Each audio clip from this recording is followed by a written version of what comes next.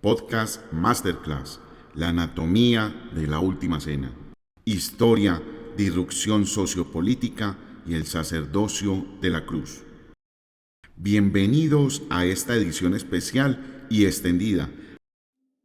A lo largo de la historia de la Iglesia, la última cena ha sido objeto de innumerables representaciones artísticas, devocionales y litúrgicas. No obstante, en la era de la información han proliferado lecturas que, aunque piadosas, están plagadas de anacronismos históricos. Hoy nos proponemos una tarea monumental: reconstruir la última cena de Jesús de Nazaret, despojándola de mitos modernos. Vamos a diseccionar este evento desde las ciencias bíblicas, la arqueología, la sociología del siglo I y la cristología más rigurosa. Exploraremos el conflicto con la élite del templo, el enigma de los calendarios, la liturgia paso a paso y el profundo misterio de la cuarta copa pospuesta. Prepárense para una inmersión profunda en la teología de la redención. Deconstruyendo mitos, el Seder y el judaísmo del siglo I. Para comenzar, es imperativo limpiar nuestra mesa de estudios de elementos que no pertenecen al siglo I. Es común encontrar apologistas y literatura de raíces hebreas que afirman que Jesús celebró el Seder de Pesa, idéntico al de las familias judías contemporáneas. Sin embargo, las fuentes históricas, como la Misná, demuestran que es una proyección retrospectiva. En primer lugar, el Seder rabínico hiperestructurado de 15 pasos no existía en el año 30 después de Cristo. Según investigaciones de historiadores, esta liturgia fue codificada por rabinos del siglo después, tras la destrucción del templo en el año 70 después de Cristo, para sustituir el sacrificio del cordero que ya no podía realizarse. Por consiguiente, Jesús no utilizó una bolsa de tela con 3 compartimientos llamados echad para representar a los patriarcas, de la cual sacaba el pan de en medio. Esa es una hermosa tradición de la Edad Media. Tampoco escondió un trozo de pan llamado aficomán. En el griego del siglo I, epicomión significa simplemente postre o parranda, y la misma Misná prohíbe explícitamente añadir un aficomán después de comer el cordero pascual para no perder el sabor sagrado. Asimismo, debemos destacar la imagen de un pan ácimo, matzá, horneado con rayas y perforaciones sistemáticas que supuestamente profetizaban los azotes y las heridas de Cristo. Esa tipología visual es un anacronismo masivo. Dichas características pertenecen al matzá industrializado, inventado en el siglo XIX. En tiempo de Jesús, el pan sin levadura era redondo, grueso y rústico, horneado a mano, similar a un pan pita duro. La belleza de la última cena no requiere de estas alegorías tardías. La verdad histórica reside en que Jesús tomó un banquete del siglo I, centrado en la memoria de la esclavitud y el sacrificio literal de un animal, y lo transformó en el sacramento fundacional del nuevo pacto. El conflicto sociopolítico, el templo versus el nuevo sacerdocio. Habiendo despojado los anacronismos, debemos adentrarnos en la atmósfera asfixiante de Jerusalén. La Pascua no era solamente una fiesta religiosa, era el motor económico de la nación. La casta sacerdotal, liderada por los sumos sacerdotes saduceos como Anás y Caifás, ostentaban un poder absoluto. Controlaban el tesoro del templo, la venta de animales aptos para el sacrificio y la conversión de divisas. Esta élite de la tribu de Leví colaboraba con el Imperio Romano para mantener el control de las masas. Consecuentemente, el sistema se había pervertido. El perdón de los pecados tenía un precio de mercado y estaba monetizado por el clero de Jerusalén. En medio de este escenario, la figura de Jesús resulta profundamente disruptiva. Legal y genealógicamente, Jesús era un laico. Al pertenecer a la tribu real de Judá, no tenía derecho alguno a oficiar en el templo. Esto lo vemos en Hebreos 7:14. Pues es evidente que nuestro Señor germinó de Judá, tribu de la que Moisés nada dijo al tratar del sacerdocio. Su intencionalidad no era sentarse a dialogar con el Sanedrín para reformar el sacerdocio levítico. Su misión era tramitar su abolición. Jesús buscaba instaurar un nuevo sacerdocio, no basado en la herencia de sangre o en la pureza ritual excluyente, sino en la entrega de la propia vida. Al instituir la Eucaristía, Jesús atacó el corazón financiero y teológico de la élite. Si el perdón y la comunión con Dios se logran partiendo el pan y bebiendo la copa en su memoria, el gigantesco matadero de animales de Herodes queda teológicamente obsoleto. El enigma cronológico y la teología de Juan. Ahora bien, al acercarnos a la fecha de la cena, nos topamos con uno de los mayores debates de las ciencias bíblicas, la discrepancia entre los evangelios. Por un lado, los hagiógrafos sinópticos, los escritores sinópticos, Mateo, Marcos y Lucas, estructuran su relato afirmando que la última cena fue la cena oficial de Pascua, el 15 de Nisan. Por otro lado, el evangelista Juan, con una precisión asombrosa, afirma que todo ocurrió un día antes. Esto lo dice Juan 13:1. Antes de la fiesta de Pascua, sabiendo Jesús que había llegado su hora de pasar de este mundo al Padre, habiendo amado a los suyos que estaban en el mundo, los amó al extremo. Según Juan, Jesús es juzgado y crucificado en el día de la preparación. El exégeta Raymond Brown nos ilumina justamente en este punto. Lejos de ser una contradicción insalvable, Juan manipula la cronología con una intencionalidad teológica suprema. Resulta históricamente inverosímil que el Sanedrín llevara a cabo un juicio y los romanos una crucifixión en el día de descanso más sagrado del calendario judío. La cronología de Juan es históricamente más plausible, pero más allá de la historia, Juan quiere que el lector visualice un evento simultáneo. Mientras en los atrios del templo los sacerdotes levitas están degollando a los corderos para la cena de esa noche, a las afueras de la muralla, en el Gólgota, los romanos están levantando al verdadero Cordero de Pascua. Juan 1:29. He aquí el Cordero de Dios que quita el pecado del mundo.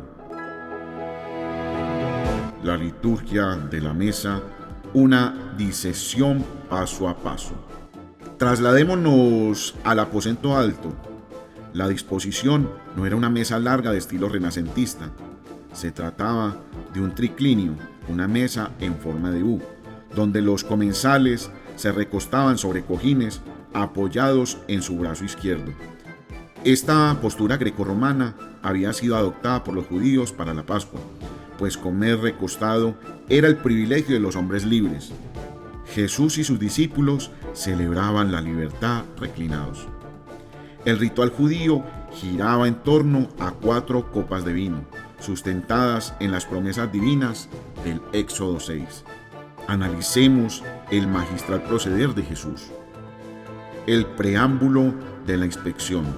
Todo cordero debe ser examinado para garantizar que no tuviera defectos. Éxodo 12:5.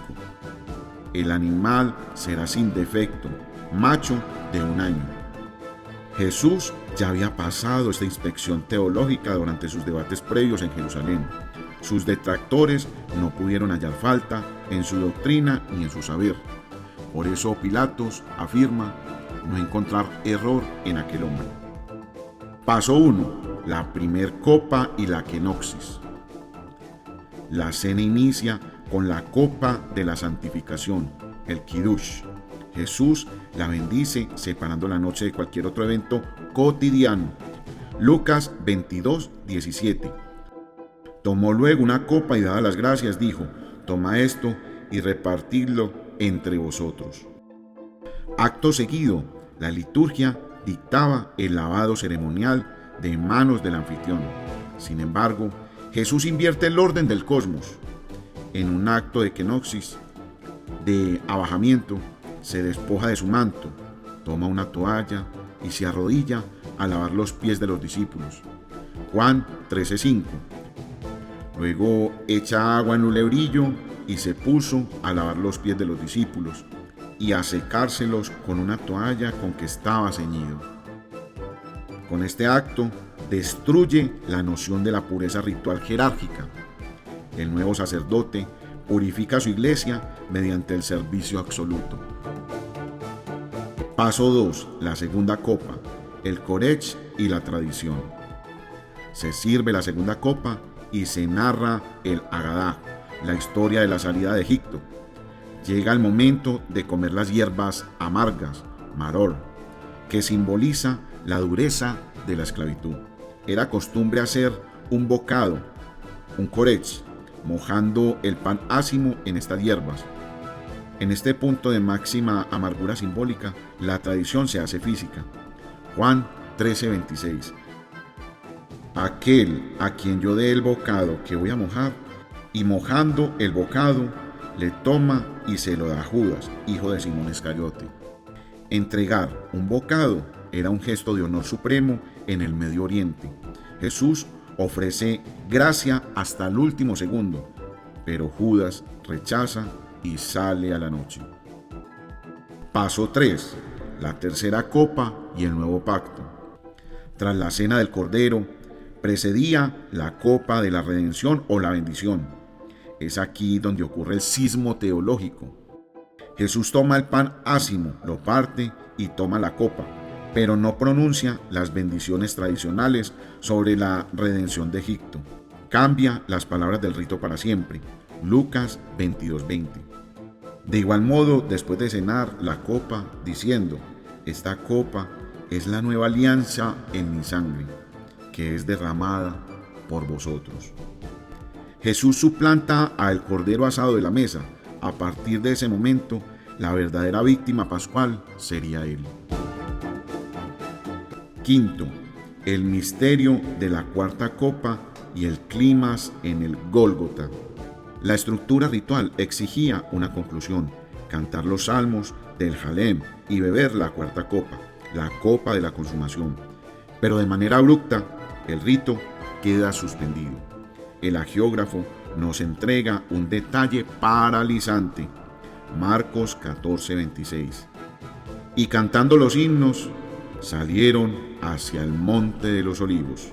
Se marchan sin beber la copa final. Esta liturgia pospuesta persigue a Jesús hasta el huerto del Getsemaní. Cuando Jesús cae en agonía y suda sangre, su oración no es una metáfora aislada. Está refiriéndose directamente al rito inacabado del cenáculo. Marcos 14:36. Y decía: Abad, Padre, todo es posible para ti. Aparta de mí esta copa, pero no sea lo que yo quiera, sino lo que quieres tú. Él sabe que beber esa cuarta copa implica enfrentarse a la ira contra el pecado y a la muerte en cruz. Horas más tarde, Jesús es crucificado. El madero se convierte en la extensión de la mesa del cenáculo. Es el altar del sacrificio. Suspendido entre el cielo y la tierra, desangrado y al borde de la asfixia, el rito exige su conclusión. El evangelista Juan narra el momento cúspide. Juan 19:28. Después de esto, sabiendo Jesús que ya estaba todo consumado, para que se cumpliera la escritura, dice: tengo sed. Los soldados actúan, sin saberlo, como asistentes de esta liturgia cósmica.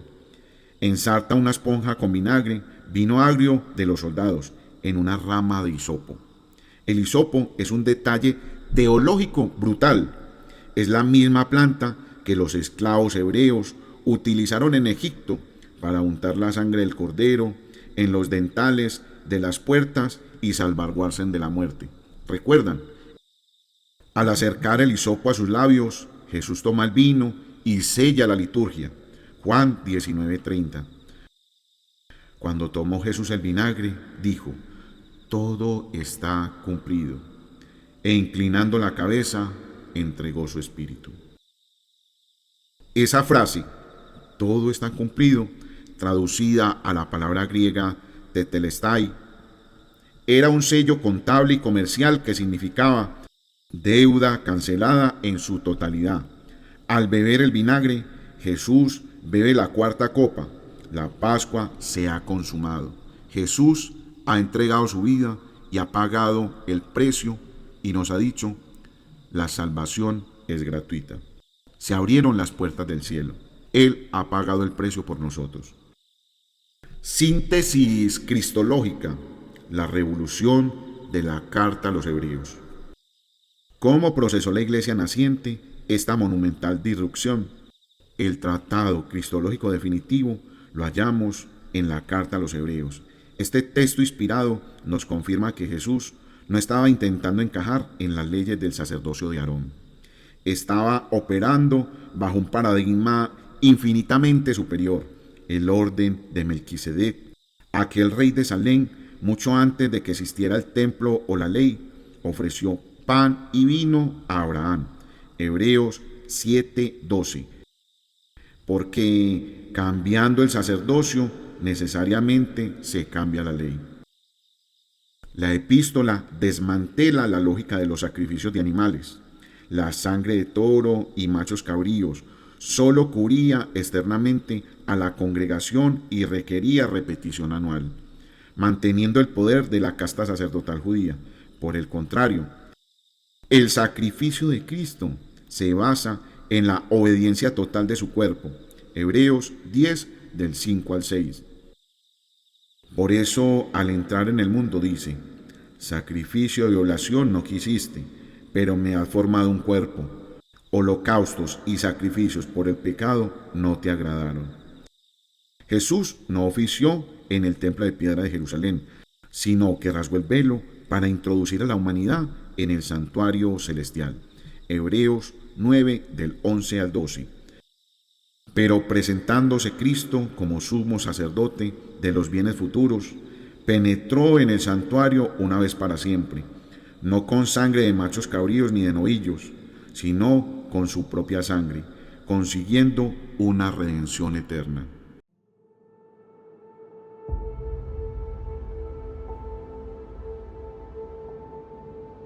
Aquí reside el poder del concepto epapas, una vez para siempre.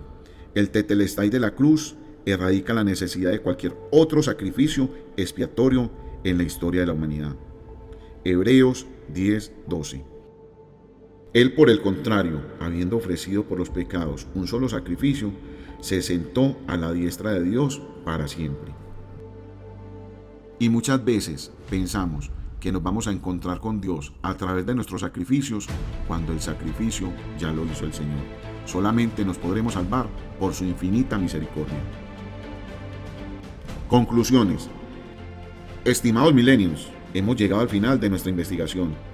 Hemos constatado que no necesitamos forzar tradiciones medievales ni inventar panes a rayas para asombrarnos ante la Eucaristía. La verdad histórica y sociológica es avasalladora.